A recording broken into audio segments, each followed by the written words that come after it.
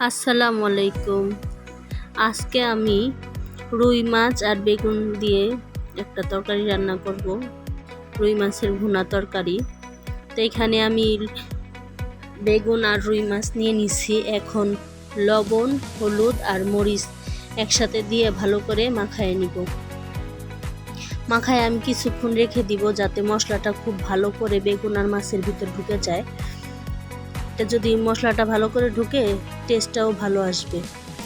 এখন একটা কড়াইতে আমি তেল গরম করে নিছি, এখন মাছ ভেজে ফেলবো। মাছটা বেশি কড়া করে ভাজবো না, হালকা ভাজাটাই দিব আমি মাছটাকে।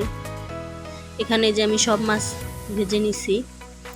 এখন মাছ ভাজার পরে আমি বেগুনগুলি ভেজে নিব সবগুলি। বেগুনটাকেও সেম আমি অল্প করেই ভাজবো, বেশি ভাজবো না। এর জন্য আমি সব বেগুনগুলি একসাথে দিয়ে দিছি।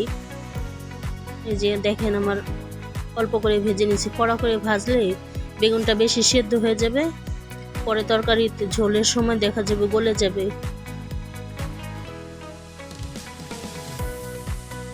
তুলে নিচ্ছি। এখন ওই তেলের ভিতরে আর একটু তেল দিয়ে আমি পেঁয়াজগুলিকে ভালো করে ভেজে নিব। পেঁয়াজটা যতক্ষণ না হবে, নরম না হবে, তারপরে একটু অল্প লবণ, আদা রসুন আর অল্প পরিমাণের মশলা দিব আমি।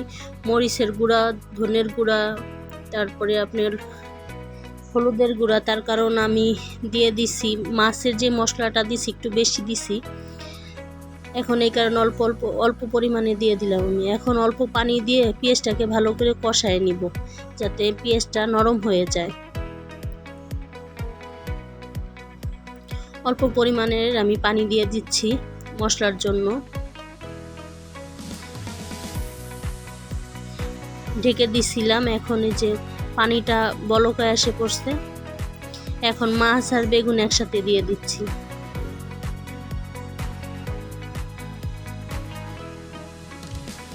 এখন মরিচগুলি ফেলে রাখছিলাম, হয়ে গেছে। এখন ধনেপাতা দিয়ে আমার রান্না শেষ হয়ে গেছে। সবাই কমেন্টে জানাবেন যে কেমন হয়েছে আমার রান্না। সবাই শেয়ার করবেন, ভালো থাকবেন, আমার জন্য দোয়া করবেন। আল্লাহ হাফেজ।